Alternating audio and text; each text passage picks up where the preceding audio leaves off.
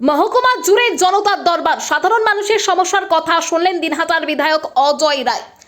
সাধারণ মানুষের সমস্যা সরাসরি শুনে দ্রুত সমাধানের লক্ষ্যে দিনহাটার বিধায়ক অজয় রায় শুরু করলেন জনতার দরবার কর্মসূচি।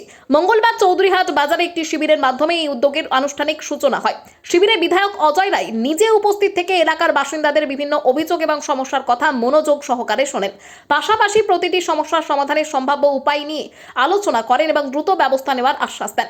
এদিন অসংখ্য মানুষ তাদের নানাবিধ দাবি এবং সমস্যার কথা তুলে ধরেন। কারো অভিযোগ এলাকার বেহাল রাস্তা নিয়ে, আবার কোথাও ড্রেনেজ সমস্যার উন্নয়নের দাবি, আবার কেউ অন্যান্য নাগরিক পরিষেবার অভাব বিষয়টি তুলে ধরেন। এছাড়াও এক বাসিন্দা বামনহাট চৌধুরীহাট দিনহাটা রুটে সরকারি বাস পরিষেবার অনুপস্থিতির বিষয়টি বিধায়কের নজরে আনেন। আবাস যোজনার ঘর সহ একাধিক সরকারি প্রকল্পের সুবিধা নিয়েও দাবি জানান স্থানীয়রা। সব অভিযোগ এবং দাবি গুরুত্ব সহকারে শোনেন বিধায়ক অজয় রায়। তিনি জানান, প্রতিটি বিষয় সংশ্লিষ্ট দপ্তরের সঙ্গে আলোচনা করে দ্রুত সমস্যার সমাধানের উদ্যোগ নেওয়া হবে। সাধারণ মানুষের পাশে থেকে তাদের সমস্যার সমাধান করাই এই জনতার দরবার কর্মসূচির মূল উদ্দেশ্য বলেও তিনি উল্লেখ করেন।